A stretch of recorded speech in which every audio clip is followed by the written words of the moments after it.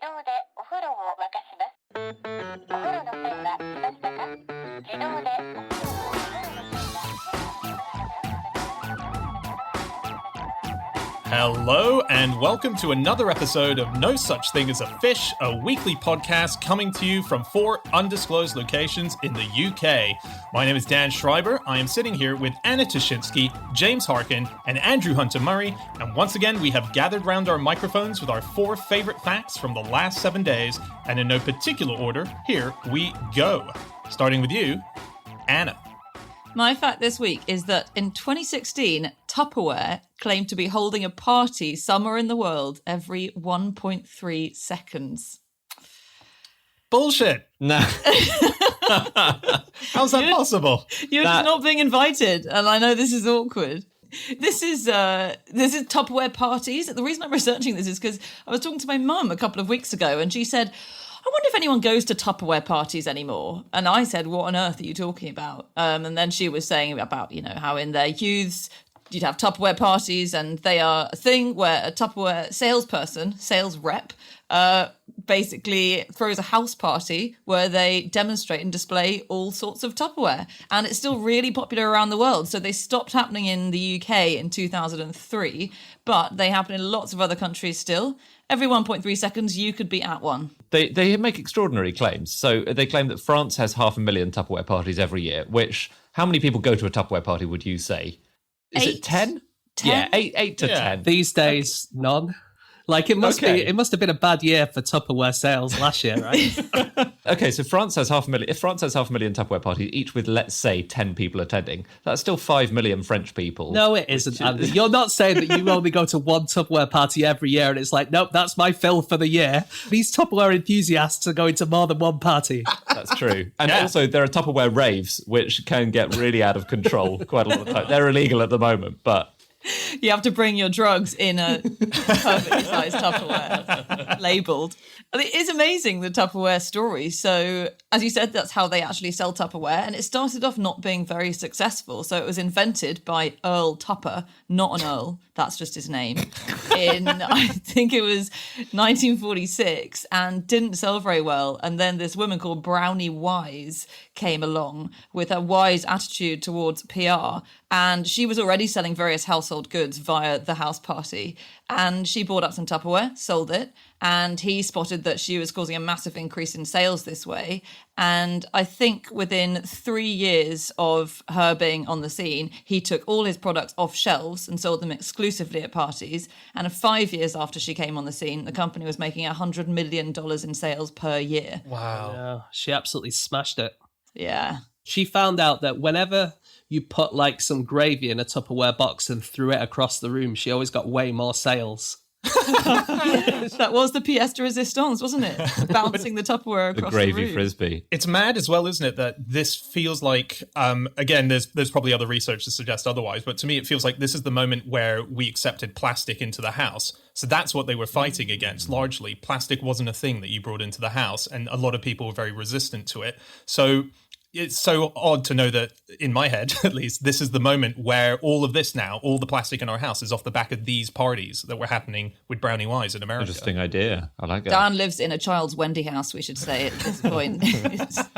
He's got his little cozy coupe car in the corner. Speaking of the actual Tupperware parties, have you heard of the parties they used to have at Tupperware HQ? No. It sounded wild. So these, again, were Brownie Wise's idea. It was called Homecoming Jubilee, and it was for hundreds of the Tupperware saleswomen, who were, I think they were exclusively women who were selling the products in the home. So they had these mad orgiastic, not quite orgiastic, but they were pretty funky. Come on, Andy. Andy, they were so far from orgiastic. No. But what about this? 1954's big Tupperware rave was called A Big Dig. A big what, sorry? A big dig. All right, sorry. She buried $50,000 worth of mink stoles, diamond rings, gold watches, and tiny model cars around the place at Tupperware HQ, and you had to go and dig them up. And if you found a tiny model car, you could swap it for an actual car. I mean, it sounds insane. Cool. They had Methodist preachers come and say that Tupperware was a way of fighting communism. They had a Walk of Fame, which was just Tupperware saleswomen on the Walk of Fame. They had a 40-foot mural called the Museum of Dishes. They had a pond where apparently she baptized people. Oh, Really? Yeah, I haven't been exactly clear on why she was baptizing people. They did say though that Brownie Wise had a sort of religious aura to her, didn't she? She sort of was treated as a sort of high priest of the Tupperware religion at that time, and she used to go around with the original slag, polyethylene slag that Earl Tupper had used, and she would allow people to stroke it and touch the slag, the sacred slag. I said it was orgiastic, and if you're touching the sacred slag, Dan, you should say what slag is. Yeah. Well, it's the polyethylene, isn't it? It's like a plastic. It's like a black plastic mold. Yeah, it's the plastic which the Tupperware was eventually made out of. So he was given one of these big lumps of cast-off plastic from another company, and he used a process to turn it into this kind of see-through plastic container thing. And he kept the original version of it and then gave it to Brownie Wise, didn't he? So cool. And she said, just get your fingers on it, wish for what you want, know it's going to come true, and then get out and work like everything, and it will. It is starting to sound more and more orgiastic, some of this language. Some of it. They had a wishing well at company headquarters. That's sort of what you were saying, James, about the wishes. They had a wishing well, like that's the point. You throw wishes into the wishing well, don't you, if there is a wishing well? And they got a wish fairy to come and dole out expensive gifts to the Tupperware Did she ladies. live in the well? It's unclear. I guess she lived in some Tupperware somewhere. That would be Giant cool. Tupperware house. You know the thing of someone bursting out of a cake? Yeah. They must have had someone bursting out of some Tupperware. I doubt at one it, of these because I parties. think the whole point of Tupperware is that it doesn't open without quite a lot of force. So you just basically got some asphyxiated woman in a plastic container. That's a good advert, though. I mean, it's so secure that if your life depends on it, you can't escape. One of the things they did, just on that subject, is they did something called carrot calling, which what would happen is you'd go to your party and then you'd get some Tupperware, and then you'd put some carrots in your Tupperware, and then you'd put some just on the shelf wherever you keep it, or in the fridge if you're a weirdo that keeps your carrots in the fridge. And then they would say, okay, well, let's come back in a month's time and see how the carrots look that were in your Tupperware compared to the ones that are on your shelf or in your pantry, right? And so that was not only a way of proving how good the Tupperware was, but it was a way of making sure the same people came back to your party to buy more shit. So it was pretty clever. Right. That's really clever. Just one thing about Tupperware that I found bizarre is that a third of its revenue comes from makeup sales. Is it? Tupperware makeup. That's what, and in fact, in South America, it's more than half. In Uruguay, 70%. And I could go on. In parts of Uruguay, 90%. There's one house in Uruguay which is 100% Tupperware makeup.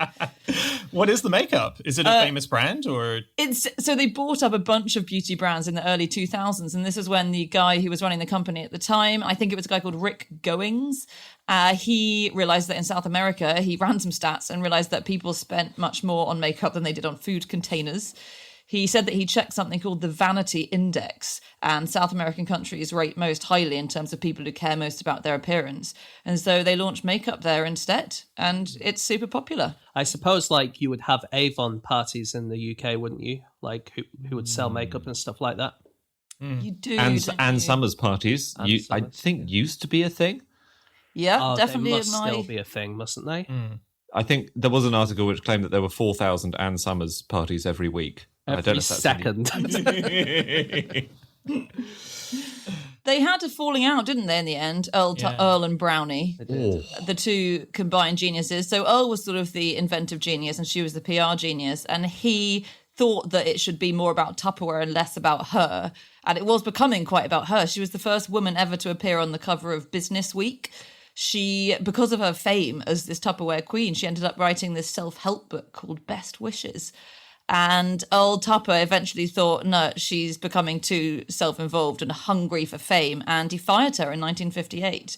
and sold the company shortly afterwards. I read, and I don't know, I think there's a lot of speculation because we don't fully know the details of the falling out, but there were a few rumors that he thought that once he passed away, if the business went to Brownie, it would go down because no one would want a woman at the head of a company, which sounds mad, but it's apparently part of his thinking.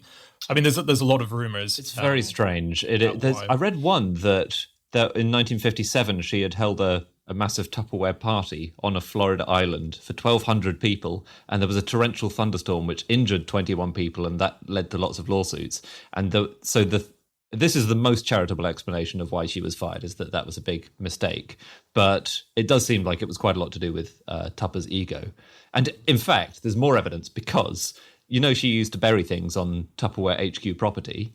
Mm-hmm. Once she had been sacked, he had a hole dug on Tupperware company property and dumped 600 copies of her book into the hole and buried them. Wow. Yeah. And that wasn't so he could throw a big party where people got to dig up her book as a prize. No, it was not. Did he put it in Tupperware or is it just into the ground? I think the point was not to preserve the copies of the book for future I know. generations. That's what I was just thinking. He would have shot himself in the foot there with that idea.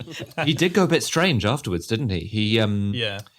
What did he do? He moved to Costa Rica. He basically sold the company, got a whole load of money, didn't want it to get taxed, and so divorced his wife and went to live in Costa Rica on his own. Yeah. He did. Although before that, he bought an island, which I think he wanted to live on. He bought this island called San Jose Island, which I'd never heard of. It's just off the coast of Panama.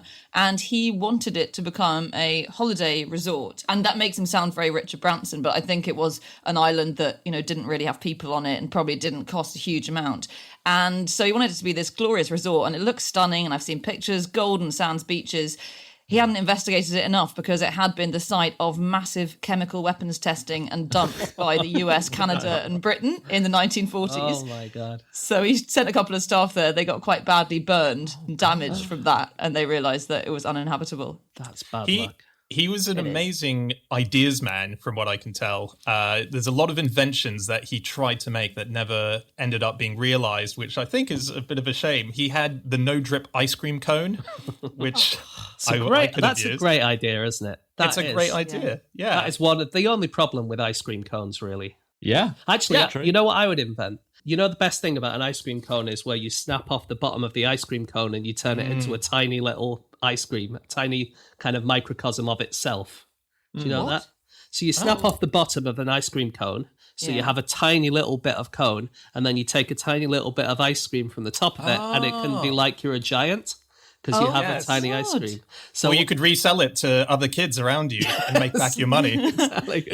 But then I would invent one where they kept regrowing the bottom so you could do that an infinite amount of time. That's weird because do you not do the thing where you snap off the bottom and then you suck the ice cream out through the That's tube? what I do. Well, you could do both of those things if you. Yeah. Yeah. No, you're Absolutely. all mad in different ways. These are not acceptable ways to go. Andy stands next to the ice cream van and tells the children what they're allowed to do and what they're not allowed to do. I've got my tray in front of me to catch any spare drops. So, yeah. You thought the ice cream van man was scary. How about the creepy guy standing next to us catching our droplets? A couple of other inventions by Earl Tupper. Fishing poles that weighed your catch as you were reeling it in. Great idea. He invented a machine to make it easier to clean and dress chickens. And dress, I imagine dress as in for cooking, not as in putting trousers on them or something. Andy, did you read this one? Because I can't work out what it would be. A fish-powered boat. Yeah. I didn't read that. That was one where the idea is you get a really big fish and you attach it to the bottom of your boat, and then the fish swims along the river and just pulls your boat along with it. The boat is directly above the fish. Yeah. Is that real? Well, is it just one fish? None of these are really real. A lot of them, like well, no, but the concept was real, right? His I mean, concept. they were written in like his notebooks from when he was a teenager. Some of these, so I think they were. Oh, They were ideas, but I don't think he ever really thought that we were going to take a load of boats and attach fish to the bottom of them. That could be the green energy solution that we're all looking for. It could be. That's what we want to do. Like stress the fish out a bit more. Yeah. It makes sense, though, the invention of a fish weighing rod, because you need to make sure you're reeling in a big fish if it's planning to drag your ferry over the channel, don't you?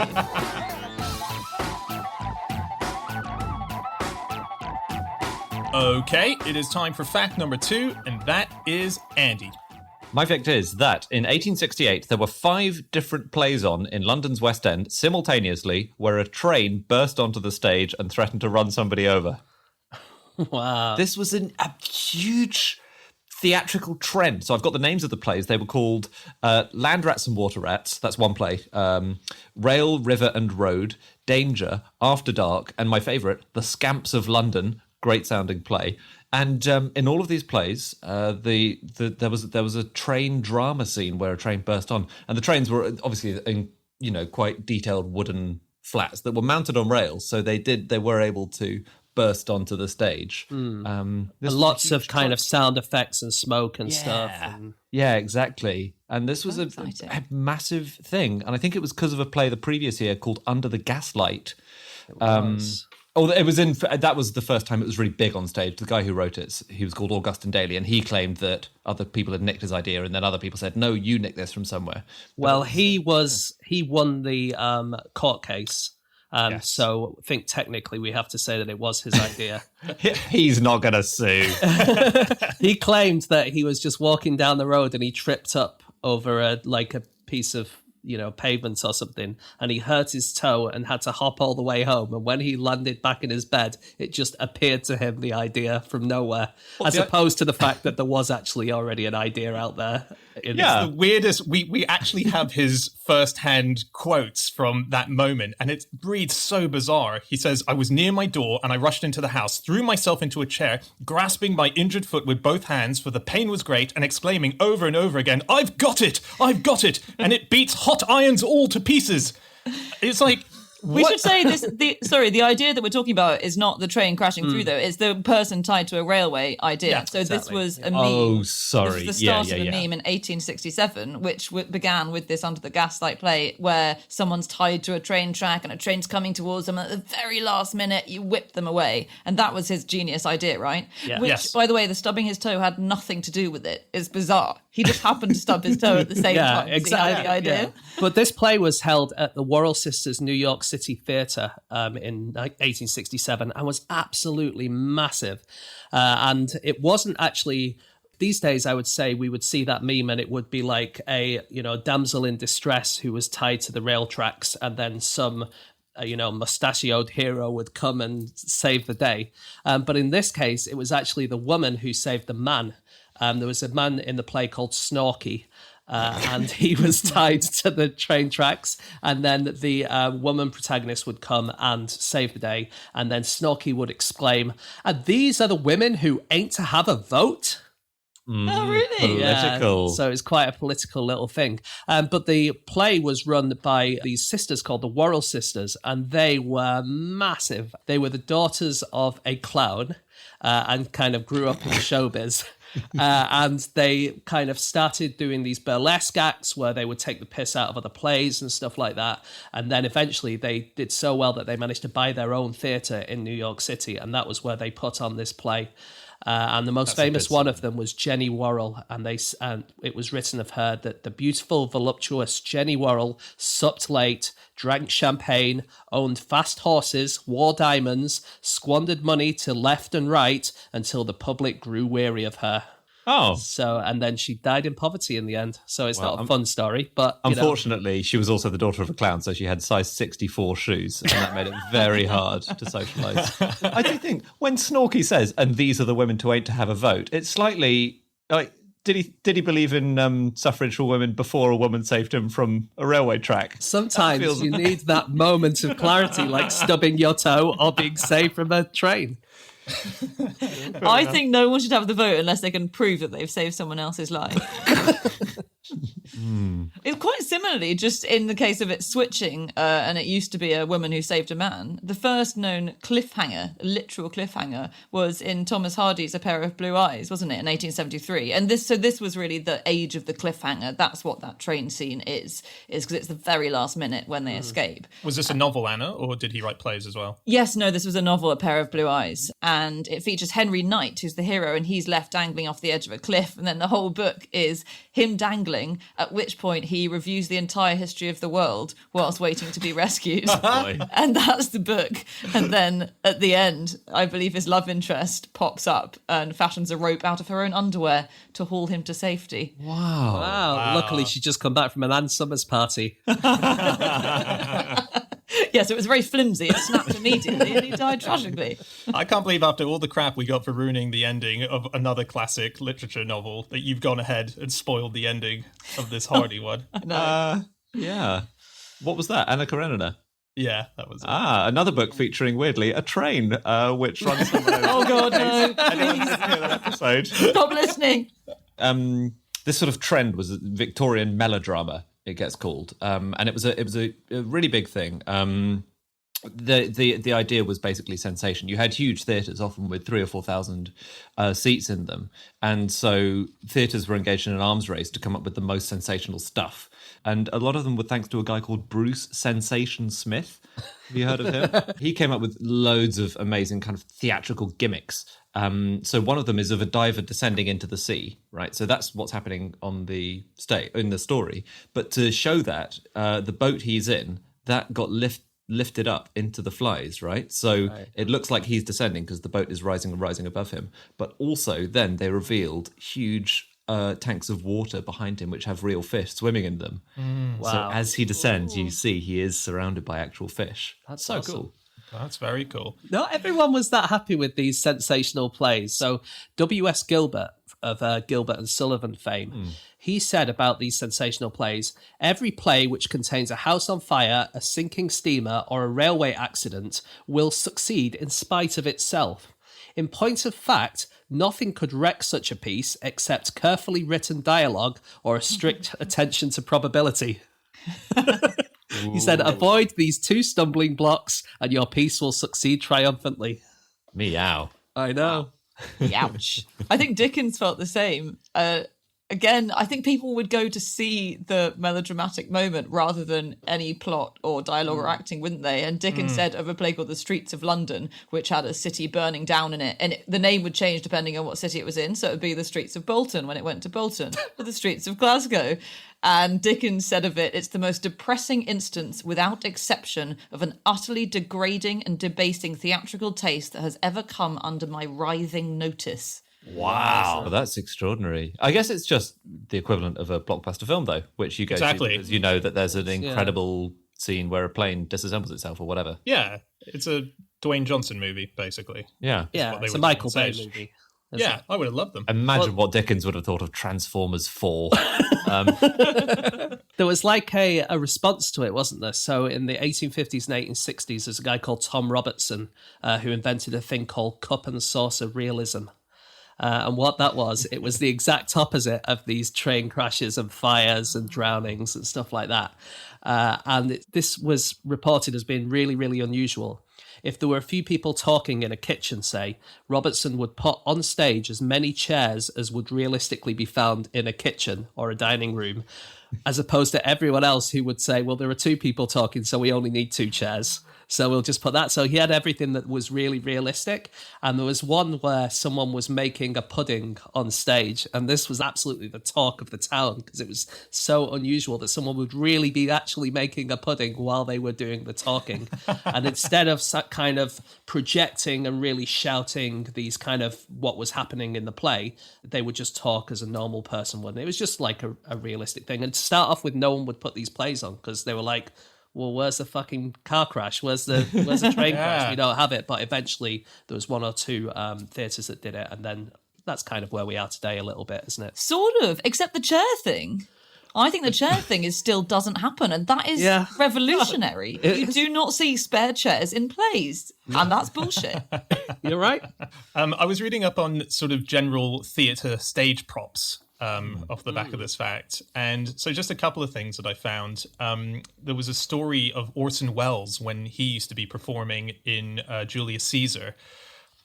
He played the role of Brutus, and he preferred a real knife because a plastic knife didn't really give the proper shine in the theatre lights. So when you have a real blade, it really bounces it off and makes it look real. Anyway, they had to take Julius Caesar to the hospital because he was stabbed by Orson Welles. He collapsed. Wow. Yeah. And at the end of the scene, he was taken to the hospital where he had to recover for quite a long time. At the end of the scene, I would say bring the scene to a close a little bit early. I think everyone's watching going, bloody hell, Julius Caesar's good in this, isn't he? Wow. Yeah. But doesn't he get stabbed about 40 times in the because it's loads of people. But by lots of different people, though. Presumably Orson Welles was the only one with an actual knife.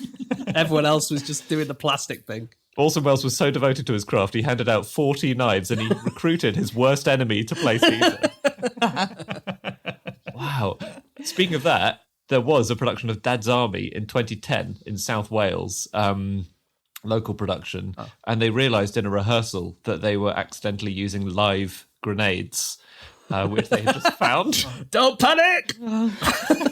And it was Corporal Jones who was the man who realised. Oh my God. Yeah, I know. Amazing. And really, he realised as he was looking at it, he thought, "Oh, that's funny. This does look good, doesn't it? In fact, there's a pin still in it."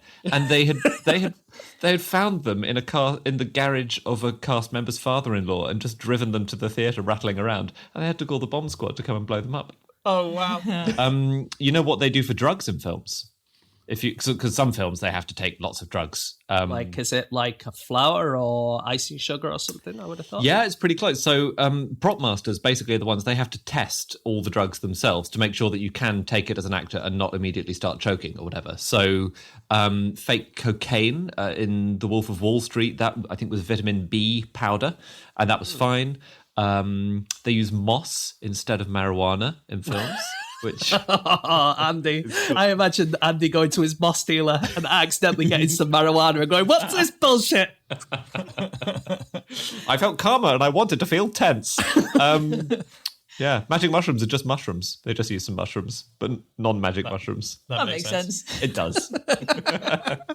One more thing about the sensational plays. Yeah. So there was rules about what you could show in the theatre, and then they got slightly loosened, but you still had to pass things through the Lord Chamberlain's office. And so in the 19th century, in order to get things through the censors, you wouldn't put swear words in, for instance. You would have other things that people would say. And so you have loads of awesome insults, like people would call each other a rascally night hawk or a herring-gutted villain. And stuff like that. And also, sometimes like a villain, instead of going, "Fuck you, you bastard, you stop my amazing plan," they wouldn't be able to do any of that. You should write dialogue. scripts, actually, for action films, James. That was stunning. Well, I would do if it could go back into the 19th century, because instead of using that amazing dialogue, you would just shout out whatever your psychological state was. There was an American play which was adapted for the British stage, and when the villain had his plans foiled, he just shouted out, "Confusion!" No. Dan, I think we have a new catchphrase for you on this podcast.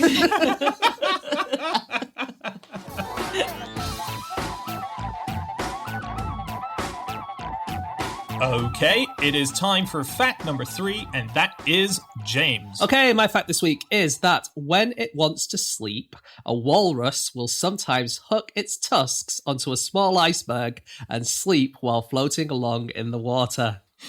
Isn't that lovely? Cute? It's so cute, apart from the quite big, fat, blubbery things, and probably quite cold, and it's a cute idea. Still cute. That's so sweet, cute. yeah. I think that's very cute. Yeah. So a few places on the internet doubt this, but I am pretty confident that it does sometimes happen, at least. There was a book by Francis H. Fay called Ecology and Biology of the Pacific Walrus, where they write that on numerous occasions I have seen walruses resting or sleeping in the water with their tusks hooked over the edge of the ice, their body laying either horizontally or vertically in the water. The tusks appear to function both as a prop for the head, keeping the mouth and nostrils out of the water, and as an anchor, preventing the animal from drifting away with the current. So it does seem like it does occasionally happen. It's not the only way they sleep, but from time to time they will do this. It's so sweet. Nice. They're very promiscuous sleepers, aren't they? What do you mean? will- They have sex a lot? No, I don't at all. I just mean they'll sleep anywhere. They'll sleep around, but Yeah, literally around, as in different locations. So imagine if that was another meaning of that, the misunderstandings you would have. that's what I've been saying for years. Yeah. When we're on tour, you always tell your wife, "Oh, I've been sleeping around for the last 2 weeks." Absolutely. But they sleep leaning over. If they're in captivity, they'll just sort of lean up against the edge of their pool and sleep there, or they sleep on the bottom of the water as well, which is magical. But for briefly, because otherwise they will die. That's the most common way they sleep, is on the bottom of the water. But then they come, like you say, wake up every now and then just to breathe.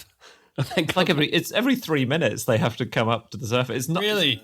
Yeah, it's just a nap really God. that they're having. But they do it. They can sleep up to 19 hours, can't they? So that's a Yeah. hell of a... When they're doing the 19 hours sleep, they're somewhere much more comfortable. Yeah, that is It's so like having weird. such severe sleep apnea, really, isn't Yeah. it? Is it just every 3 minutes you're, oh my God. Yeah, Panic. but they can sleep for 19 hours, but they can also swim non-stop for 84 hours sometimes. That's crazy. So they're just pretty hardcore. members Isn't of the that animal. one of the longest that any animal is known to stay awake in one go? It's very unusual. So humans can stay awake that long. But if you stay awake that long, you're going to do yourself some damage, and you basically have to have someone holding your eyes open the whole time. So it is possible, but it's really unusual. But they actually do it semi-regularly. So Just actually how they manage to go up and down in the water is quite interesting, actually. So when they do wake up on the bottom and need to get to the top, they've got pharyngeal pouches, which are these air sacs between like sort of their throat and their chest and around their sternum. And they can hold 50 litres of air, which is about the same, I realised, as 4 party balloons. Which actually I was mostly Wow. surprised at how many litres big. of air a party balloon can take. wow, But that's a lot, though, isn't it? Because presumably it must blow up like a party balloon. yes, you can Yeah. actually see the little lumps, I think, can't you, when they're inflated? And that takes them to the top. And that means that they can bob up and down vertically. And I think they can sleep like that. And Wait, hang on, Anna. It doesn't take them up to the top. If they're at the bottom of the sea and they haven't remembered to inflate their pouches, there's nothing they can do about Sorry, that there. you're right. They use it to stay up when they're up. Yeah, sorry. when they breathe out, do they kind of fly around like a party balloon when you let them around? Yeah. Sometimes you hear that squeaking farting sound when you're in the sea. That's... Oh, that'd be terrifying because they weigh over a ton, some of them. Yeah. The one of those untethered in a room and flying around would do a lot of property damage.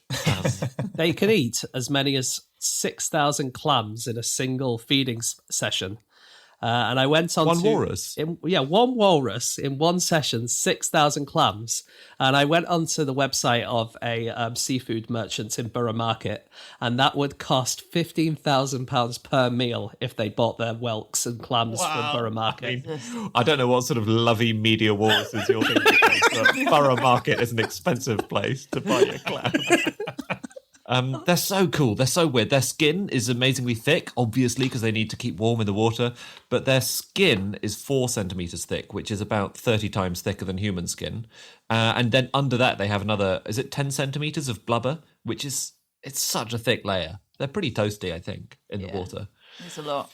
And well, they're so heavy that a good way to hunt them if you're a polar bear, if there are any polar bears listening, is to cause a stampede. So they're actually quite difficult to hunt as a polar bear because they're so massive on their own. It's quite hard to kill one on its own. But they always hang out together in huge groups. And they're so heavy that if you start chasing them, they'll stampede over each other and they'll often crush a few of each other on the way. And then you can pick up the leftovers. The young ones are incredibly cute. I know we were saying the bigger ones might not appear cute. I think they are. But the young ones definitely are. And they're also really sweet with humans as well. So there's been a few scientists that have talked about the fact that when a baby walrus when they're working with baby walruses, it will sort of rest its head on the scientist's lap. And then it won't feel just content with that. It will try and climb onto the scientist as if to just cuddle it in the way that a small puppy would just want to get on top of you and sort of cuddle into you. That is quite cute. But what if it thinks you're an ice floe and then tries to dig its tusk. That's what it feels like. Use humans with ice floes. Yeah, they're not Orson idiots. Welles, mate. They're not just going to go stab at anyone. It feels like they're climbing on top of you, like they think you're a lump of ice or something. No, Yeah, I think it's because they're thigmotactic, so they're very similar to earwigs in this one way, which is that they're positively thigmotactic, which means that they love being touched. They're incredibly social, like you say, and that's why they're often huddled together in big groups, because they are always touching each other. Like 90% of walruses will be touching another walrus when they're on land. Yeah. Wow. And so when you look after them when they're in captivity, like at the Alaska Sea Life Center, I think, for instance, they employ 4 people round the clock per walrus to be there just hugging it and keeping it comfortable. Wow. That's what they do. 4 walrus huggers for every walrus. Wow. I think they serve other purposes as well. You know, they feed You can't them, do much they while wash you're them. hugging a walrus, you know. You can be on your phone. You could be on your Yeah, You're right. But then, I mean, no one wants to be hugged by someone who's also like doom scrolling down Twitter. That do is we? a really good point. No, the walruses do have a tendency to go, look, can you put your phone down, please? We're having a moment.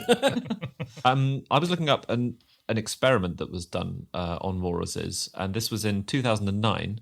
You know Six Flags, the theme park in America? No.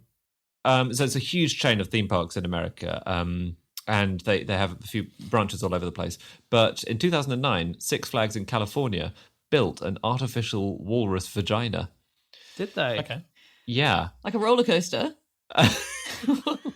It was not for the public to have a go on. Oh, okay. What was it for then? It's in a theme park. It's a walrus vagina. Yeah. This is an animal focused branch of the theme park, and they had a few walruses in, and they wanted their walrus Sivukak to perform some sexual acts so they could get their first ever semen sample of a walrus. Oh, I see. Yeah. And there was a scientist called Holly Morasso, or Moracco, I'm not sure how that's pronounced, but she was in charge of this, and the largest artificial vagina on the market was too small. They did buy one which was used for cart horses, but it was tiny compared to what If they Sivukak come needed. to my Ann Summers party that I had last week. Well, his penis was 22 inches around, and they had to custom build it from a big old pipe because it was just too huge. That's amazing. So, And I wrote to her. I wrote to the scientist, but she hasn't got back in touch with me. Oh, yeah? I said, did it? Yeah, amazingly, she wants to be in contact. Sadly, I don't think it worked, did it? I think he died. I think Sivukak died childless. He was very obedient, though, I think, Sivukak. So he was very good at exposing himself, and she learned what turned him on. So she realised that when there were workmen using power tools, hammers and stuff nearby, he would expose his penis, and that he just particularly liked those sounds. He was aroused by them. And so eventually they made these certain noises to make him expose himself. And then they trained him eventually to roll over and expose himself on the word penis. So you just shouted penis. my God. Imagine if you listened to this podcast. He'd never get back on his back again. One thing I find interesting about walrus vaginas, actually, and I assume this is true of lots of other animals, but I'd never seen it before, is where male walruses are famous for having bones in their penises, the baculum, which is the longest, I think, in the animal kingdom, the walrus baculum. But they also have a clitoral bone, walruses. So they have a bone in the clitoris. And this is something that does happen in a few animals, but is obviously less common than than the penis bone. And it's called a borbellum. I've never heard that word before. A clitoral, a borbellum, Baubellum, and that's what you call a clitoris bone. So look out for that word. Their teeth are very crucial, as in their tusks. So they have a hierarchical system, but the most important thing to your social status, they think, in walrus hierarchies is the tusk. So if you break your tooth, if you have a bike accident or something, then suddenly you go from being the most sought-after, desirable man on the block to being nothing. Wow. Very sad. Weird. Oh, that's awful. But they do walk on them, don't they? On their teeth? What do you mean? They sort of walk on them. And in fact, their scientific name is Odobanus rosmarus, which literally means tooth-walking seahorse. It's a combination of Latin and Old Norse. And it's because they jam their tusks into the ice to drag themselves along. A bit like locking onto the icebergs. Yeah, they do. And they also use them to break up the ice. So there was an example of a the females get very protective over their children. So if you get in between the child and the mother, then she'll come after you. And there was an example of some scientists kind of moving a child from one place to another, and the mother came after them and kind of slammed her face down with her tusks into the ice and used it as an icebreaker to open up the route so she could swim through it. Wow. Isn't That's amazing? so cool. It's scary, That's- that. That's the stuff of horror films. I know, because they swim really fast as well. Like, they can swim 3 times faster than Michael Phelps. So, No. Wow. yeah, 22 miles an hour max speed. So They're imagine very- that coming at you with smashing down its tusks and swimming at 3 times as fast as Michael Phelps. Dan, still cute, or? All I'm thinking is Earl Tupper missed a trick by getting just fish. He should have strapped a walrus to the bottom of his boat.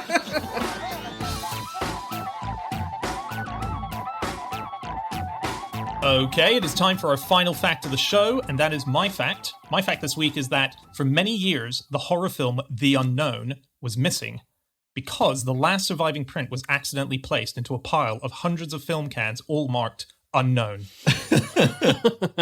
So this was a movie that was made in 1927, and it was fairly popular in its time. It starred a very big actor called Lon Chaney, and the prints, as for a lot of movies around this time, just went missing, and no one knew where it was. And in 1973, after years and years of it being missing, it was discovered in the archives of the Cinémathèque Française, which is a big institution in France that has lots of archived movies. And someone must have accidentally taken their copy and popped it into a big room that had a bunch of unknowns of films that had no information about them. And so there it sat for all these years until they uncovered it. funny. And it's great that we have it again, because as I say, Lon Chaney, big deal in his day. Sounds like an amazing movie, doesn't it? Yeah, It's it really about, does. well, it's about this guy who is a criminal, and he goes to the circus pretending to be someone with no arms. And so to do that, he kind of ties his arms to his torso and then wears a shirt and clothes so no one can tell that he actually has arms. And then he falls in love with this woman, Nanon, played by Joan Crawford, before she became really famous. And she is terrified of being touched by men. So that works even better that he doesn't have any arms, even though he does have arms. And then... Match made in heaven. That's so sweet. I know, it is, isn't it? And then, well, it is until she finds out on his wedding night that he has arms. Oh, it's going to happen, yes. isn't it? No. Anyway, so he then has a rival called Zanzi and kills him. But the police can't take any fingerprints from him because he doesn't have any arms. And so he escapes. How does he kill him? He has arms. He has arms. sorry, But I everyone forgot. thinks that he doesn't have Oh arms. God, I fell into his trap of thinking he didn't have arms. I should have known. Did he kill him because Zanzi or whatever he's called saw that he had arms and he was like, there's nothing left to do now but for me to kill you? You know what? I've gone too far already because we're always giving away spoilers on this show and I get so much shit for it on Twitter. I'm not going to tell you what happens at the end of this movie, but it's really good. And one amazing thing about it is that, what was the name of the guy who played him, Dan? Lon Chaney, and Chaney, Chaney, you reckon? Lon Chaney, yeah, that's right. But he had a stunt double called Paul Desmouk who didn't have any arms because in the play, the character had to like drink with his feet, or he had to throw things for his feet. In the circus, he was like a knife thrower, but he did it all with his feet. And so he had this actual performer called Paul Desmouk who would do all this stuff for him.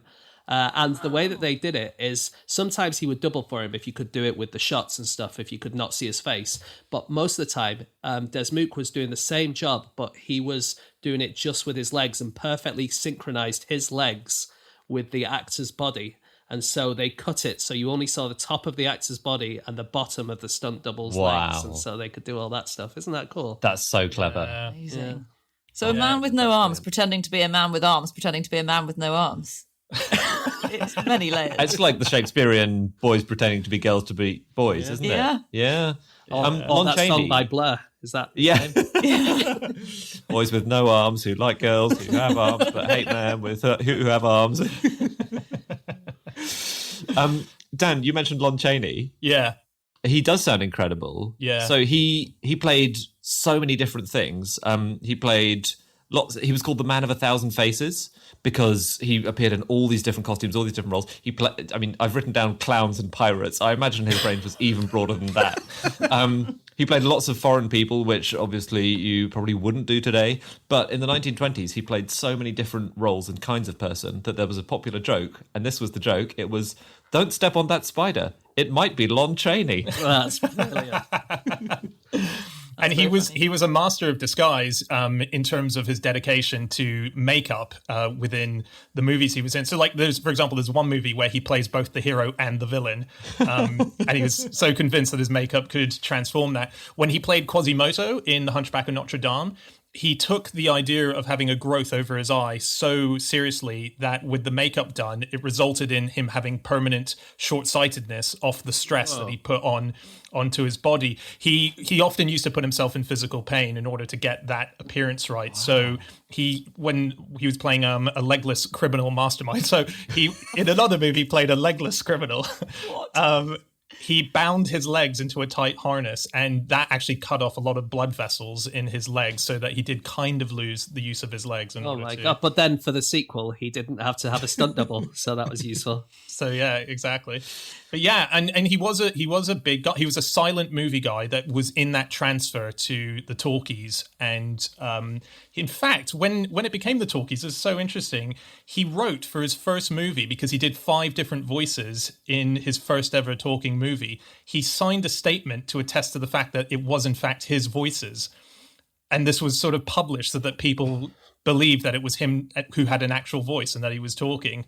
Was that for publicity for the film? So because people wanted to hear him talk? Yes, exactly. No, it's publicity just to say, you may think that this is being dubbed. I'm not just the man of 1,000 faces. I also do voices. I'm the man of 1,000 faces, 5 voices, no legs. Yeah. These lost films are incredible. The ones that keep popping up everywhere. Yeah. And you mentioned the Cinémathèque Française, was it, Dan? Yes. They've been recategorizing their films since 1992. So nearly 30 years now. They still have another decade to go. They've just got so many films that they're trying to work out what they all are. It's quite hard to tell the difference between a lost film and a film that no one's looked for yet. I think this is a problem that the BFI had when they created in 2010 their 75 most wanted films list. And they've been finding them at a rate of knots, really. I mean, as soon as they published it, people were getting in touch going, oh, yeah, I got the DVD of that. Yeah, here you go.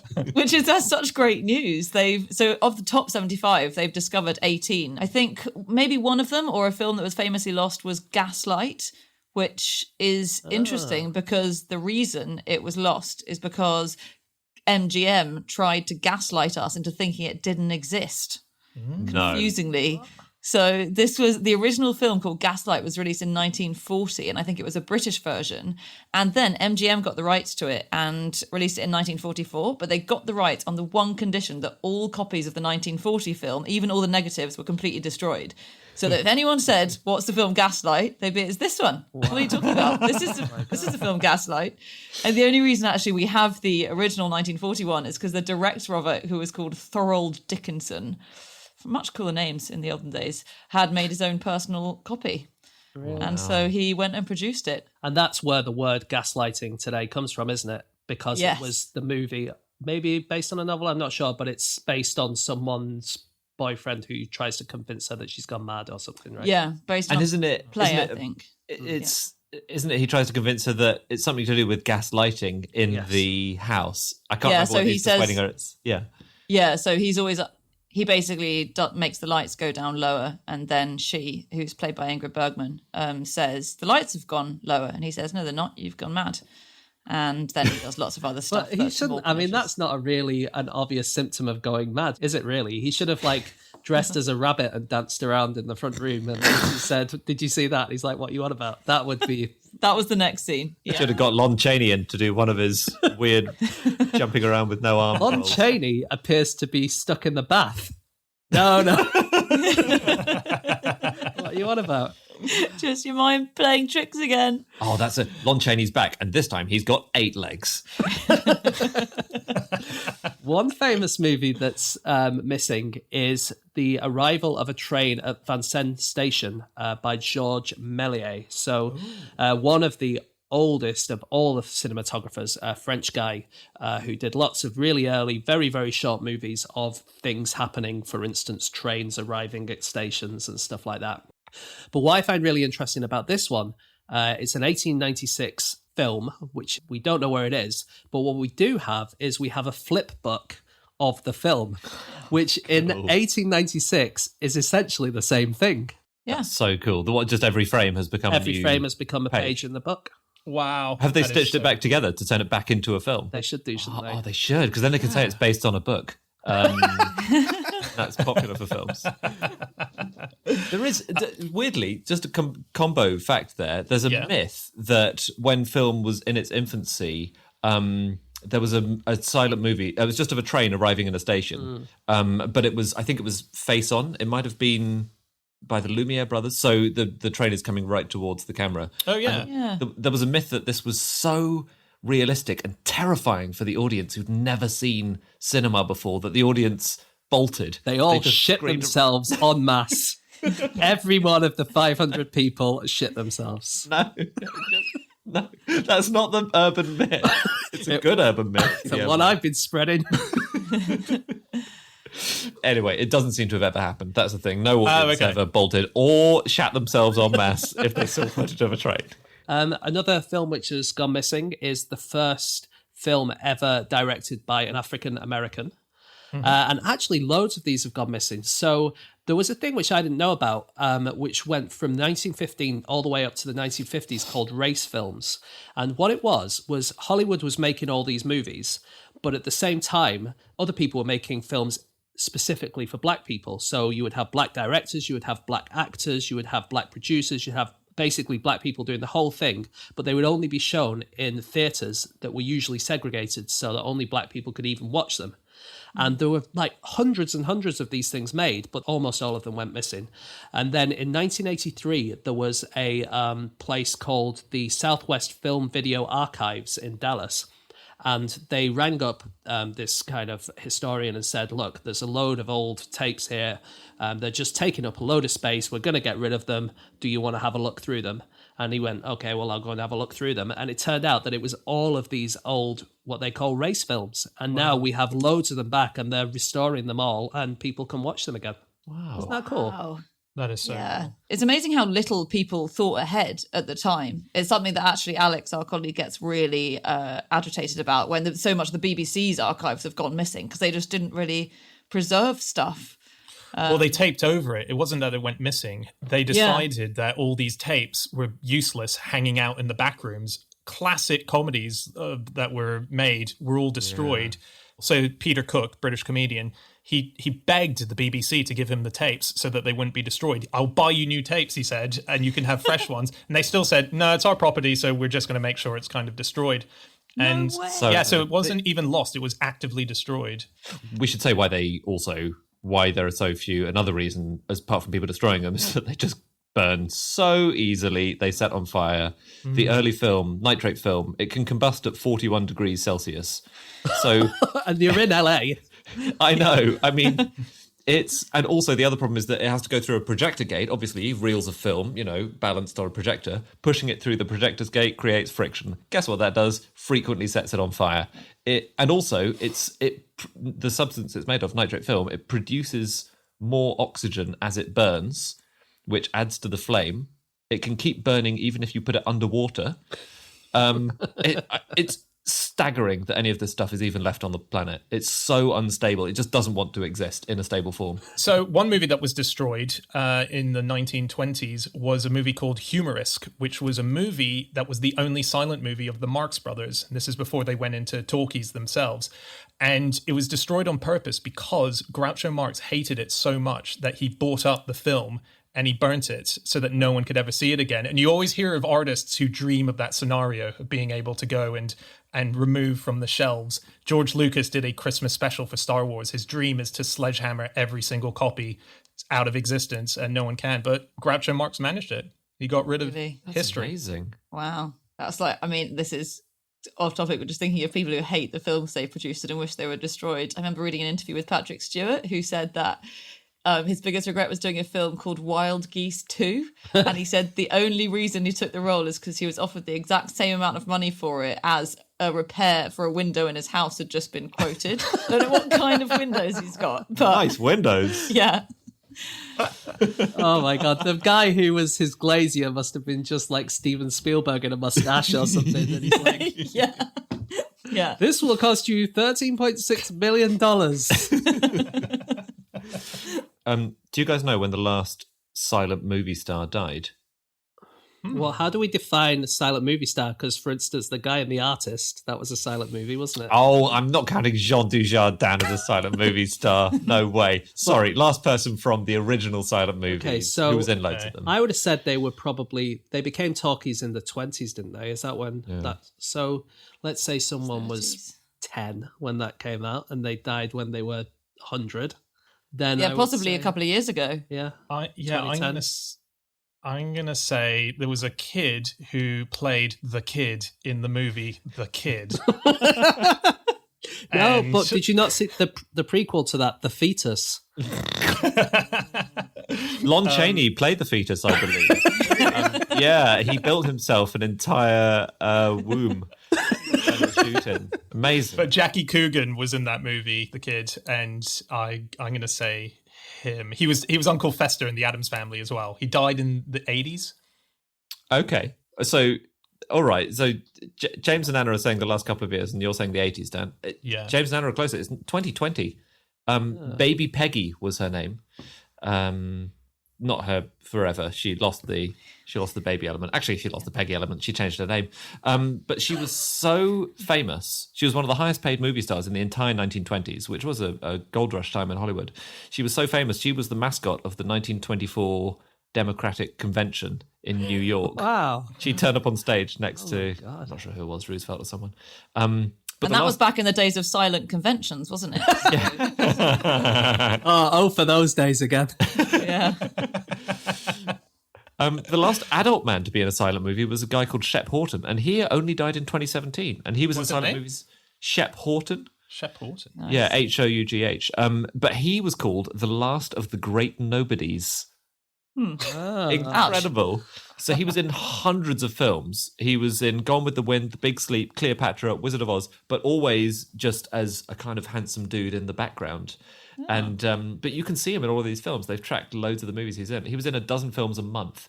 Whoa. Wow. I know. You feel like he definitely, when that was on his CV, he coughed over the last word, didn't he? They call me the last of the great. But after he died, they put his gravestone in a pile of other gravestone of nobody. Okay, that's it. That is all of our facts. Thank you so much for listening. If you would like to get in contact with any of us about the things that we have said over the course of this show, you can find us on our Twitter accounts. I'm on @Schreiberland, Andy, @AndrewHunterM. James, James Harkin. and Anna. You can email podcast@qi.com. Yep, or you can go to our group account @NoSuchThing or our website, nosuchthingasafish.com. You can check out all of our previous episodes up there, as well as links to certain bits of merchandise that we've released over the years. And that's it for now. We'll be back again next week with another episode. We will see you then. Goodbye.